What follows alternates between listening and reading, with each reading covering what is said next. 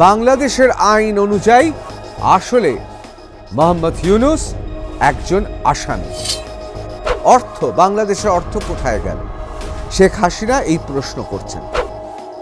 তাহলে কি বাংলাদেশের সাধারণ মানুষের টাকা ব্যবহার করা হচ্ছে ইউনূস মিয়ার অঙ্গুরি হেলনে? মোহাম্মদ ইউনূস প্রথম থেকেই চাইছিলেন যে বাংলাদেশে বিদেশি শক্তিকে ব্যবহার করে বসে পড়তে। রাষ্ট্রীয় অর্থ ভাণ্ডার নয় করছে ইউনূস মিয়া। ভূস্বামী যখন আসামি হয় তখন দেশের জনগণের অবস্থা কি হয়?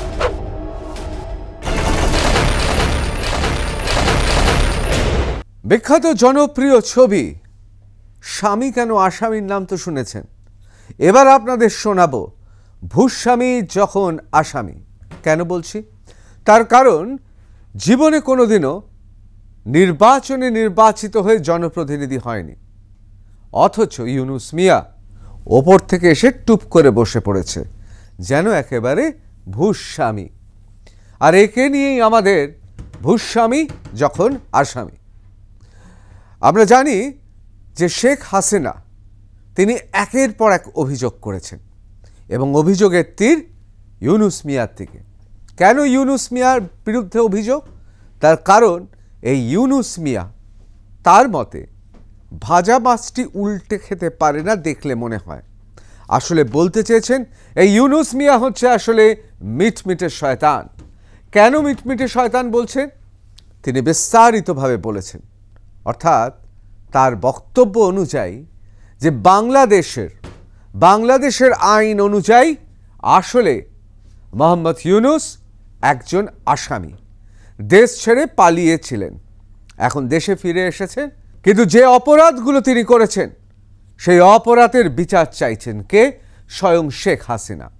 আমরা একবার দেখে নেব যে শেখ হাসিনা তিনি যে অডিও বার্তা দিয়েছেন সেই অডিও বার্তা কি বলছেন।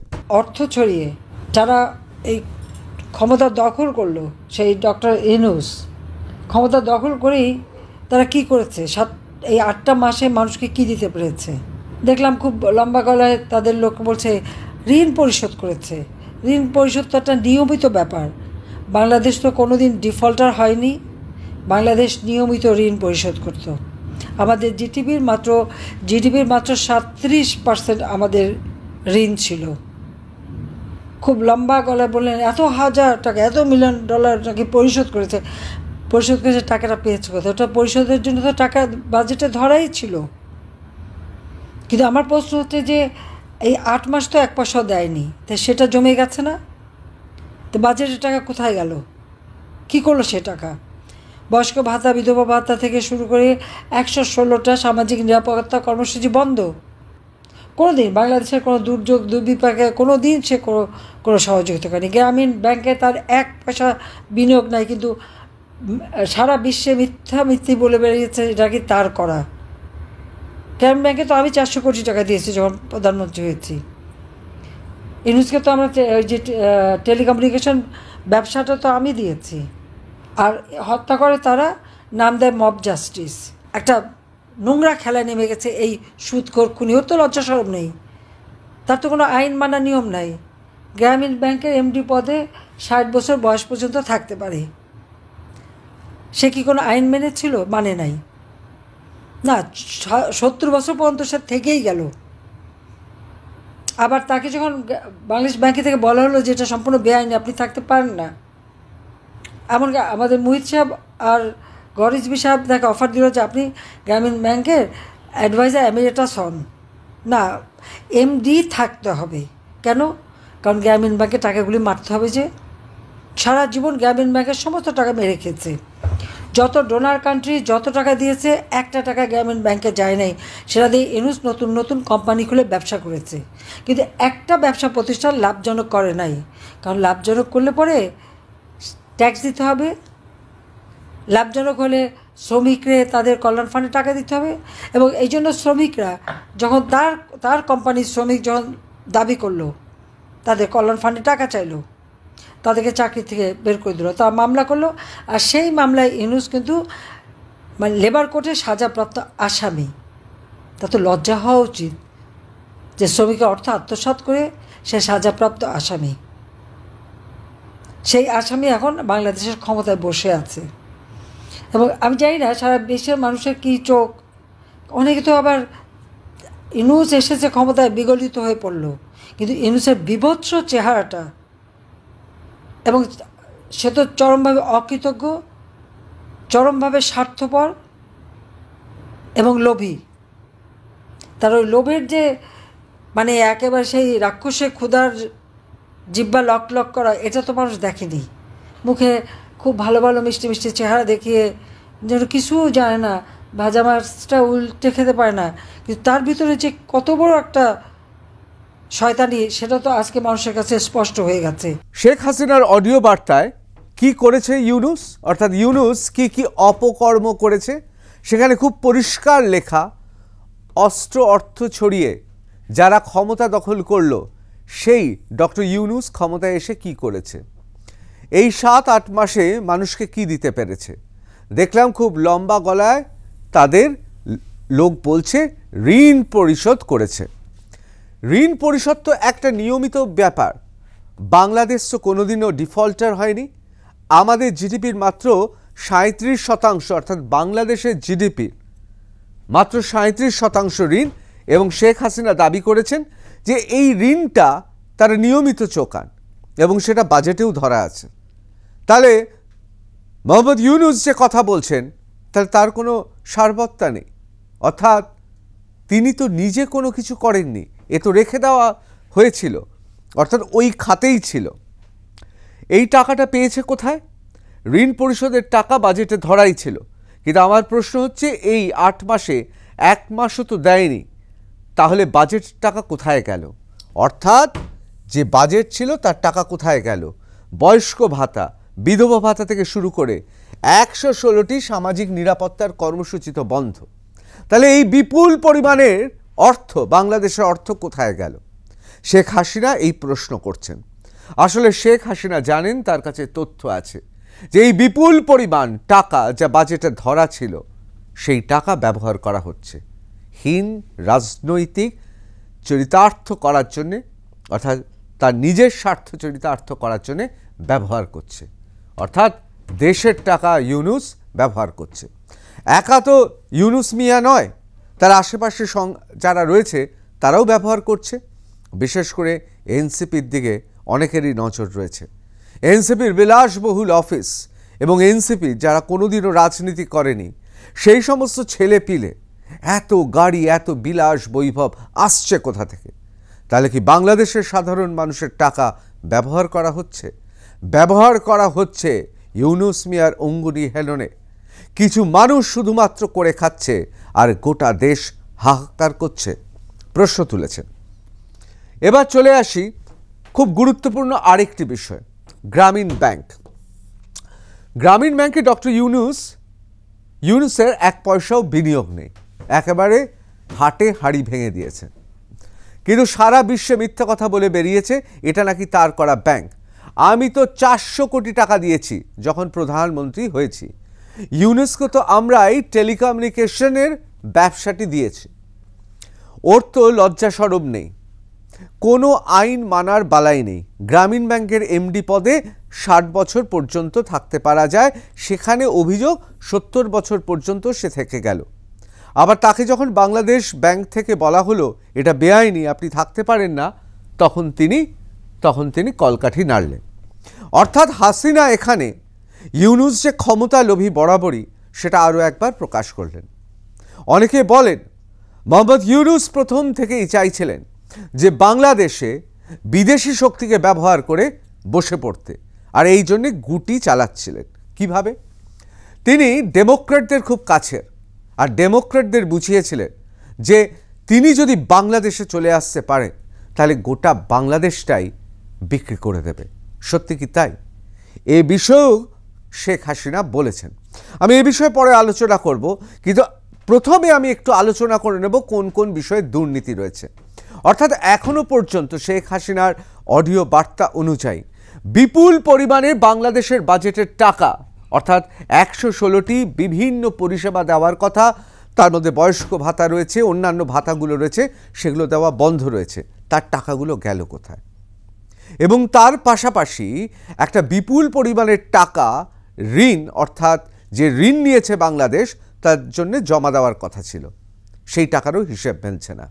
অর্থাৎ রাষ্ট্রীয় অর্থ ভাণ্ডার নয়ছয় করছে ইউনুস মিয়া। আবার অন্যদিকে ইউনুস মিয়া সেটা গ্রামীণ ব্যাংক হতে পারে, তার টেলিকমিউনিকেশনের ব্যবসা হতে পারে, এই প্রত্যেকটাই হচ্ছে সেখানের বাংলাদেশের সাধারণ মানুষের কষ্টার্জিত অর্থে তৈরি হয়েছে। সেখানে তার বিনিয়োগ নেই, অথচ তার বিনিয়োগ আছে হাজারো একটা ব্যবসায়, কিন্তু সেটা বাংলাদেশের নয়।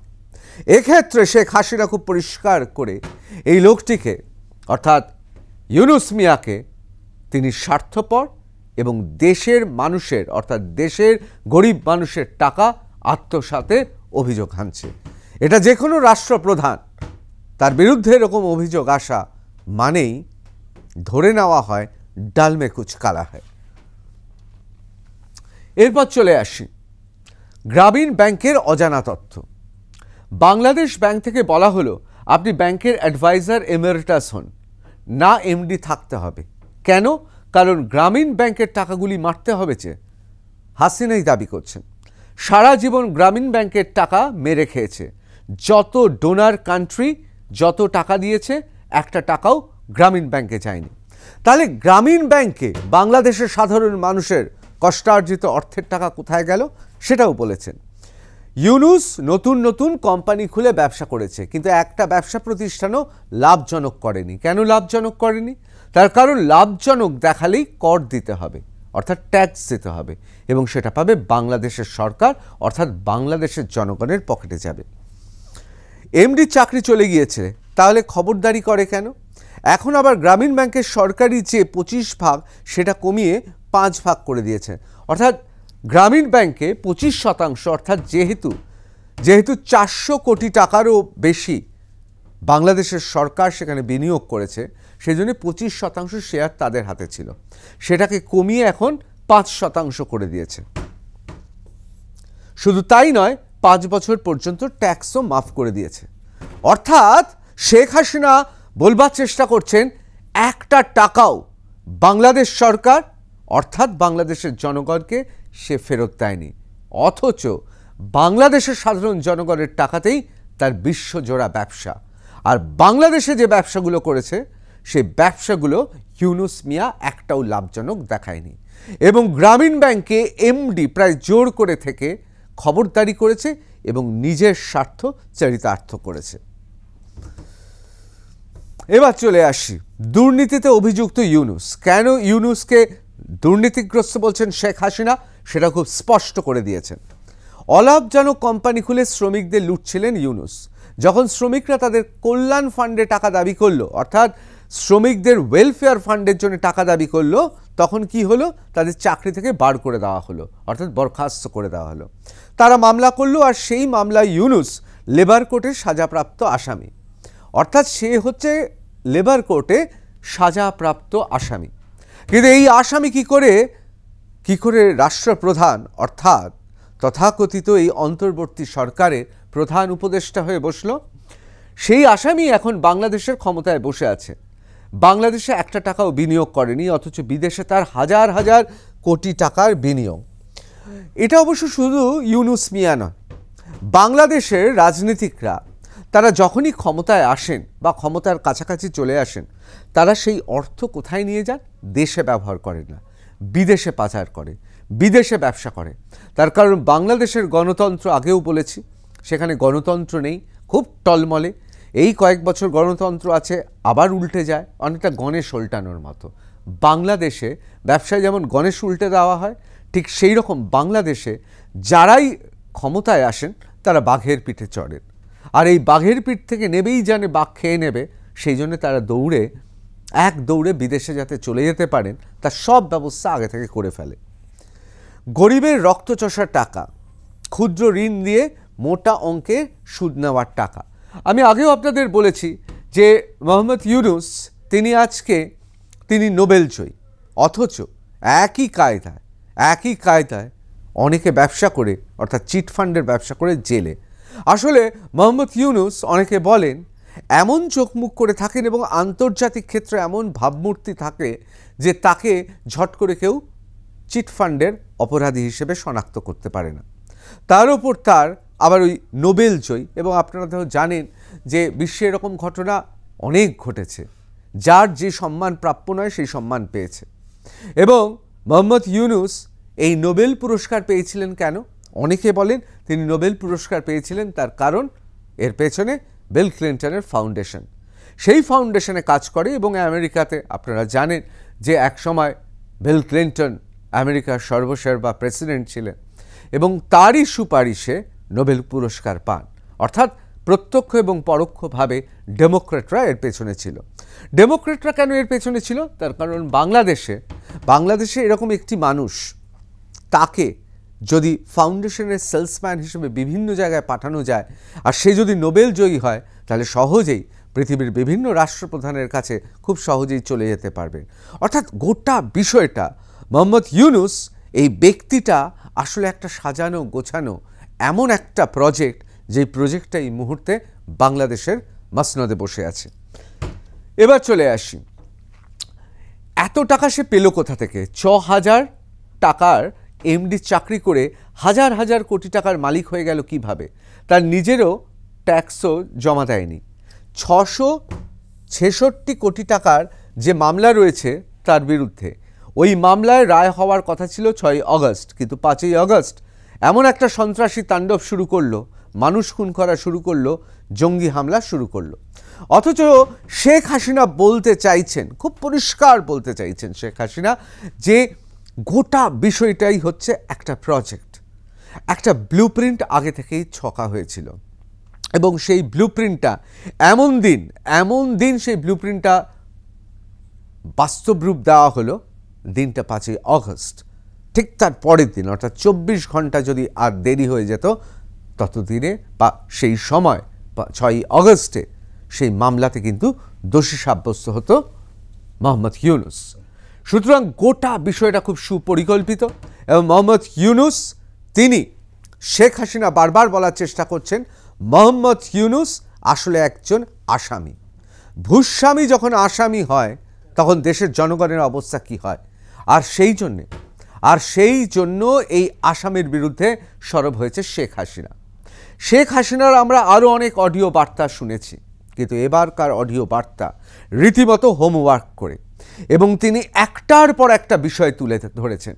তিনি প্রমাণ করার চেষ্টা করেছেন তার অডিও বার্তার এই অংশে যে আসলে মোহাম্মদ ইউনুস একজন মুখোশধারী ভালো মানুষ। ২, তিনি আসলে আইনের চোখে অপরাধী এবং বাংলাদেশের আইন মোতাবেক তিনি একজন অপরাধী। তৃতীয়ত, তিনি তার টাকা, অর্থাৎ হাজার হাজার কোটি টাকা তিনি বাংলাদেশ থেকে নিয়ে বিদেশে নিয়ে গেছে ব্যক্তিগত কারণে। সুতরাং দেশের চোখে তিনি অপরাধী। কিন্তু এই মুহূর্তে যে রক্ষক, সেই তো ভক্ষক হয়ে উঠেছে, অর্থাৎ বাংলাদেশের অনির্বাচিত রাষ্ট্রপ্রধান, যাকে অন্তর্বর্তীকালীন সরকারের প্রধান উপদেষ্টা হিসেবে আমরা দেখছি, যে এই মুহূর্তে আমরা জানি যে সুপ্রিম কোর্টের বিচারপতি, অর্থাৎ বাংলাদেশের সুপ্রিম কোর্টের বিচারপতির সঙ্গে দফায় দফায় বেশ কিছুক্ষণ ধরে বৈঠক করেছে। তাহলে কি আইন পরিবর্তন করার চেষ্টা করছে নাকি সংবিধান? এটা অবশ্য সময়ই বলে দেবে। জয় হিন্দ।